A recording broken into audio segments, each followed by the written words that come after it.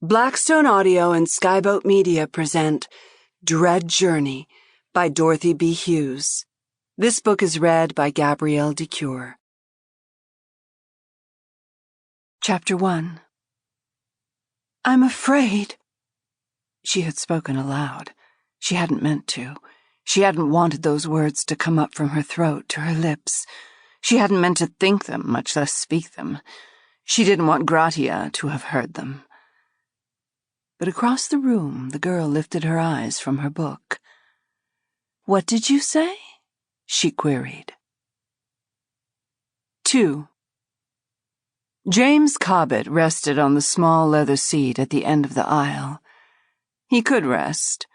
This was the mid-afternoon lull. A little later, the bells would start buzzing again for drinks at that time. The routine never varied. This was the great chief. Stow them in at noon, bells buzzing until they jogged down to their cubicles. After that, the lunch exodus, and bells for those who shunned the public diner. Big shots, or those who thought they were. Those trying to be. So big they couldn't be seen in public, although they budgeted gargantuan amounts yearly to be kept in the eye of the public. After lunch, bells for little nervous things, and then the settling down was complete. Then the lull, and James Cobbett could rest. When the cocktail bells started, there wouldn't be any rest until late. The chief didn't go to bed early. Cobbett would make up the beds according to routine, and if permitted, but there would be some who would cajole or bribe. It would be past midnight before this night's work would be ended.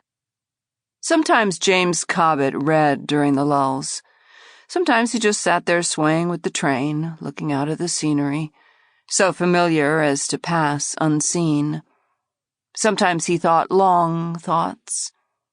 He wasn't thinking them now. He was cataloging the animals occupying his cages on this run. They weren't unusual. They were of such a sameness he could have prophesied what each one was doing behind his closed door, and just what he would do from here to Chicago. In the House of Economics, he could tell just what to expect of each one at the end of the journey. It must be the monotony that made him feel as he did. Depressed, almost morose. He didn't often feel low down. He was of a cheerful nature. Oh, maybe he was catching a cold at the mere thought of Chicago. Sample complete. Ready to continue?